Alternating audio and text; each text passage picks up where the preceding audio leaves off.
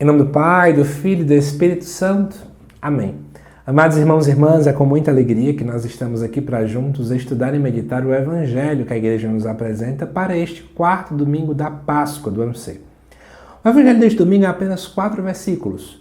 Se encontra lá em João, capítulo 10, versículos de 27 até o 30, que nos diz assim. Naquele tempo, disse Jesus, as minhas ovelhas escutam a minha voz. Eu as conheço e elas me seguem.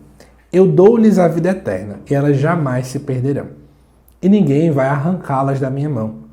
Meu Pai que me deu estas ovelhas é maior que todos, e ninguém pode arrebatá-las da mão do Pai. Eu e o Pai somos um. Amados irmãos e irmãs, não sei se você que chegou até esse vídeo está sentindo, mas parece-nos que é um texto um pouco complicado de explicar para as pessoas, especialmente porque são pouquíssimos versículos. Então eu estou com uma missão um pouco grande aqui, um pouco desafiadora de tentar explorar com vocês. Primeira coisa que eu quero te contextualizar, Jesus está diante de uma festa chamada para os judeus de Festa da Dedicação do Templo. E Jesus acaba se ancorando em visões que já são tidas lá no Antigo Testamento. Por exemplo, Ezequiel 34 e o Salmo 23. Ezequiel 34 apresentando Deus como pastor e o Salmo 23 também. E aí o que acontece? Alguns elementos que vão chamando a atenção do texto. Né? Lá no versículo 27, Jesus fala, as minhas ovelhas escutam a minha voz. Nós temos aqui o verbo escutar. Para todo judeu, a expressão ouvir, escutar, ela sempre tinha uma importância muito clara. Era muito mais do que você dizer que ouviu alguém falando teu nome. Você precisava obedecer com o coração. Então a escuta é uma escuta que implica no obedecer. Não é à toa que a palavra obedecer vem de audire, que vem de primeiramente eu tenho que ouvir para depois então poder obedecer. Mas quando eu falo obedecer com o coração, vem outra importância muito grande, porque para o judeu o coração era o centro das decisões da pessoa. Então era mais ou menos o que muitas vezes a gente pensa hoje, né? O que é a nossa mente. A minha mente ela é importante para decisões e por aí vai. E para o judeu o coração era extremamente importante. Então, escutar a voz de Deus implicaria obedecer com o meu coração. As minhas decisões agora vão ser pautadas por aquilo que o pastor me orienta. Depois aqui fala que o próprio Cristo conhece elas e elas o seguem. Conhecer para o judeu também não é conhecer como quem diz, eu conheço fulano. Então, até no português a gente fala uma expressão bem engraçada, né? Que diz assim, olha, eu conheço fulano, mas não sei direito quem é ele não. Ou então você diz assim, fulano, tu conhece quem é Júlia? Conheço, mas eu não sou amigo dela não. Mas eu conheço quem ela é. A gente usa a palavra conhecer como quem diz, eu sei quem fulano é porque eu vi uma vez passando no meio da rua, não é? Nunca é no sentido de intimidade. Mas para um judeu, conhecer quer dizer intimidade. Eu conheço até as entranhas. Então Jesus fala que conhece as suas ovelhas por dentro, conhece a intimidade delas. E ele vai dizer, eu dou-lhes a vida eterna. E o que é a vida eterna? É uma vida de qualidade. É uma vida de qualidade no presente e uma vida de céu no futuro. É uma vida que já começa de agora. Ele ainda diz que elas jamais se perderão, ou seja, Jesus está colocando que toda e qualquer ovelha que o segue, que obedece com o coração, além de que ele conhece com profundidade, além de dar uma qualidade de vida, ele lhe dá segurança.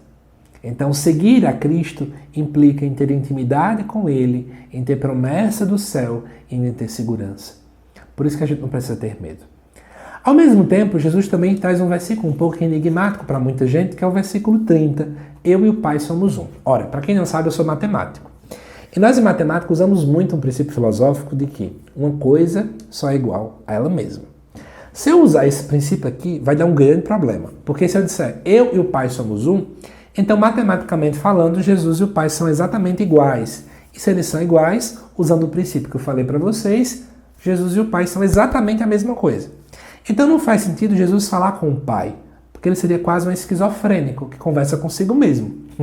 Não é? Mas não é isso que na verdade acontece. Então, como entender que Jesus e o Pai são um? É a natureza que é um. Ô José Lucas, explica melhor o que é natureza. Eu te explico rapidinho.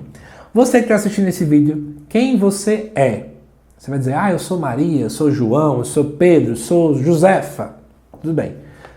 É isso, né? Mas o que você é? Você é o quê? Um ser humano. Quem eu sou? Eu sou José Lucas. Mas o que eu sou? Um ser humano. Então, no final das contas, nós somos um no sentido do que nós somos. Somos seres humanos. A nossa natureza também é uma só. Não existem dois tipos de seres humanos. Só existe um tipo de ser humano. Entende? Claro, cada um com as suas especificidades, mas a natureza é a mesma. E aí você vai perceber que nós vamos compartilhar de várias coisas. Por exemplo, se nós somos seres humanos, nós temos capacidade para pensar, né? Nós temos uma data para morrer, mesmo que eu não saiba quando é que é. Nós precisamos nos alimentar, entende? Então, nós precisamos, por exemplo, de dormir tantas horas, uma média de horas ali, senão a gente vai ter problemas, né? Nós não ficamos 4 meses dormindo, como, por exemplo, o urso pode fazer isso, porque ele tem uma outra natureza. Como nós somos seres humanos, temos características que todo ser humano acaba ali compartilhando, embora tenhamos as nossas especificidades. Então, quando eu falo que o Pai e o Filho são um em natureza, eles compartilham coisas da natureza divina. Por exemplo, eles não erram, eles são amor, eles são eternos, eles têm todo o poder. Entende? É isso que Jesus fala. E aí, o que acontece? Esse texto, então, acaba nos trazendo alguns vieses aqui muito bonitos, né? Da cristologia ou da trindade, acaba nos falando da dinâmica do Pai e o Filho são um. Também é importante, né? A compreensão de que a salvação acaba sendo um dom gratuito, né? Porque as ovelhas escutam a voz de Deus, então é Deus que nos chama, quer queira, quer não, a seguir Ele. A salvação é um dom gratuito. E, ao mesmo tempo, a importância da eclesiologia. Nós somos um rebanho. A igreja é um rebanho do Senhor. Além disso, amados irmãos e irmãs, eu poderia dizer assim que esse evangelho nos salta aos olhos 3 tópicos importantes. Esse evangelho nos chama a um chamado à intimidade, né? Nos chama a um chamado, foi bem redundante, mas tudo bem. Nos traz a um chamado à intimidade com Deus. Nos traz a esse chamado de segui-lo, que Ele possa nos conhecer intimamente. Ao mesmo tempo, uma confiança total, porque Ele nos dá a vida. Então, é o chamado, a confiança e a vida com V maiúsculo. Mas para terminar, eu queria trazer algumas aplicações para os dias de hoje. Mas antes, quero só anunciar para vocês, amados irmãos e irmãs, agora no mês de maio, mês naturalmente dedicado a Nossa Senhora, estou prestes aqui a lançar um curso. E eu estou falando isso para que você já possa garantir a sua pré-inscrição, bastando preencher o formulário que está aqui no início desse vídeo. É um curso sobre o ofício da Imaculada Conceição, tá bom? Então basta você preencher, que eu vou entrar em contato com vocês. Nesse curso, nós vamos aí estudar o ofício da Imaculada parte a parte, entendendo cada título de Nossa Senhora à luz da Bíblia.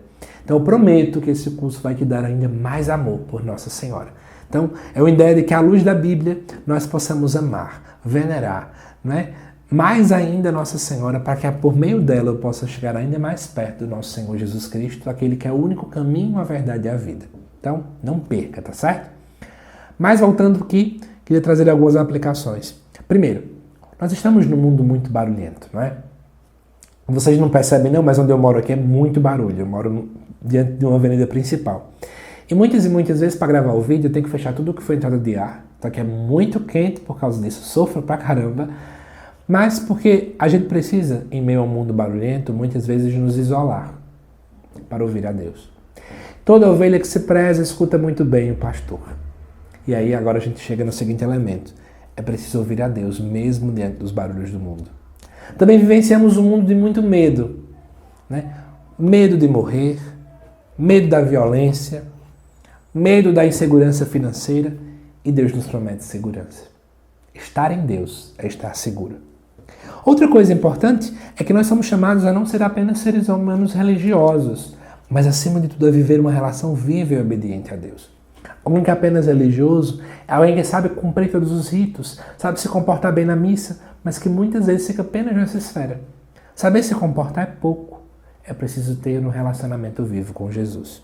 E por fim, toda ovelha que se preze, ela testemunha para os outros que é ovelha. As pessoas sentem que em nós tem algo diferente. E eu te pergunto, temos sido sinal para o povo? Temos demonstrado com a nossa vida que somos autenticamente um rebanho? Pense sobre isso, tá bom? Que Deus te abençoe, amado irmão, amada irmã, te aguardo nos próximos vídeos aqui do canal.